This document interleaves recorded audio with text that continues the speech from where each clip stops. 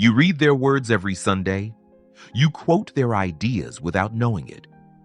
The creeds you recite, the theology you believe, the way you understand Jesus, the Trinity, salvation, Scripture.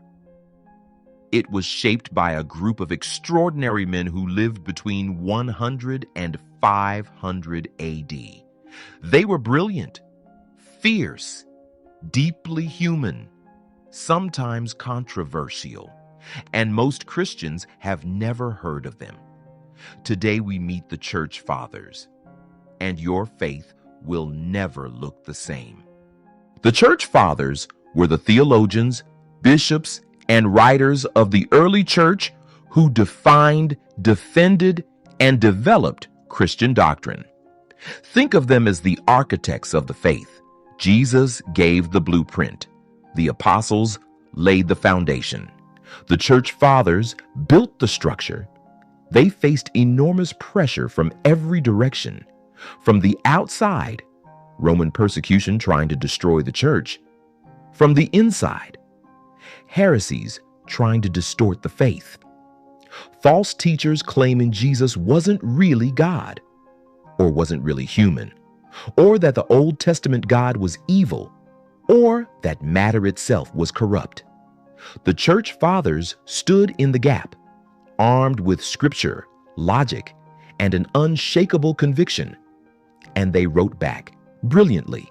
First up, Ignatius of Antioch, Bishop of Antioch, arrested under Emperor Trajan around 108 AD, transported all the way to Rome to be killed in the arena. And on the journey there, chained to 10 Roman soldiers, he writes 7 letters. 7 letters on the way to his death.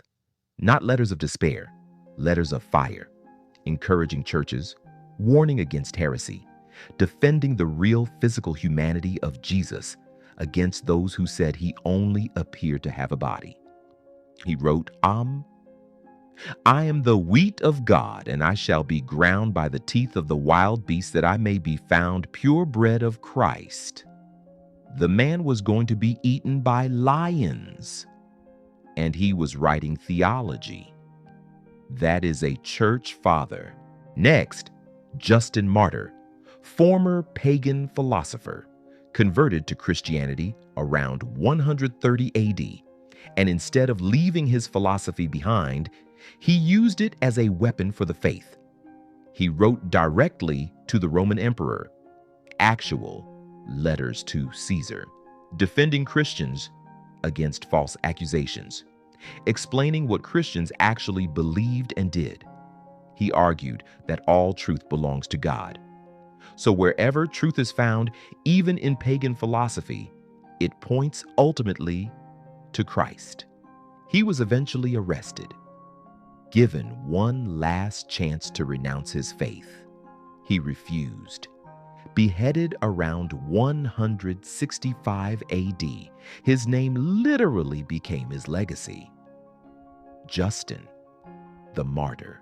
Then there's Irenaeus of Lyon, bishop in what is now France, writing around 180 AD, faced one of the most dangerous heresies the early church ever encountered: Gnosticism. Gnostics claimed secret knowledge was needed for salvation, that the physical world was evil, that Jesus never really took on human flesh.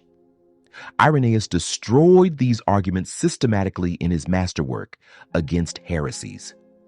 5 volumes of careful, devastating theological precision. He gave us one of the most beautiful ideas in Christian theology: recapitulation. The idea that Jesus recapitulated, summed up and reversed everything Adam did wrong. Where Adam failed, Jesus succeeded. Where humanity fell, Jesus restored. Brilliant, groundbreaking, still studied today. Now here's the most dramatic church father story of all: Athanasius of Alexandria, bishop in Egypt, 4th century. The Arian controversy has exploded across the church. Arius, who is a popular teacher, is claiming Jesus is not fully God. He is the greatest created being. but still a creature, not eternal, not truly divine. This isn't a small disagreement. This is the most explosive theological crisis in church history. The Council of Nicaea in 325 AD rules against Arius. Jesus is declared fully God, of the same substance as the Father. Athanasius defends this position with everything he has and gets exiled for it. 5 times by 5 different emperors. He spends 17 years in exile total, hunted, condemned, seemingly alone. The phrase that defined his life became famous across history. Athanasius contra mundum. Athanasius against the world. He outlived every emperor who exiled him. The Nicene Creed, which most Christians still recite today, stands because Athanasius refused to bend. One man against the world, and he won. And finally, the giant of them all, Augustine of Hippo, born 354 AD in North Africa, brilliant student, ambitious, restless, spent years living with a mistress, chasing pleasure, exploring philosophy. His mother Monica prayed for him for 30 years. At 32, sitting in a garden in Milan, he hears a child's voice saying, "Take up and read." He opens Paul's letter to the Romans, and everything changes. He becomes a Christian, then a priest, then a bishop, and then he writes Confessions, the world's first autobiography, a raw, honest conversation with God about his own sin and restlessness. City of God, a massive theological vision of all of human history seen through the lens of 2 cities, the city of God and the city of man, on the Trinity, on grace, on free will, on original sin. Augustine shaped Western Christianity more than any other single person. After the Apostle Paul, he is still argued about today in seminaries, in philosophy departments, in theology schools around the world. Ignatius writing theology on his way to be eaten by lions. Justin writing letters to Caesar defending the faith. Irenaeus dismantling Gnosticism with 5 volumes of precision. Athanasius standing alone against emperors and winning. Augustine pouring his restless, brilliant, broken heart into words that still echo 1,600 years later. These weren't perfect men. They disagreed with each other on things. They made mistakes. They were deeply human, but they gave everything they had to pass the faith on faithfully. And because of them, you have it today.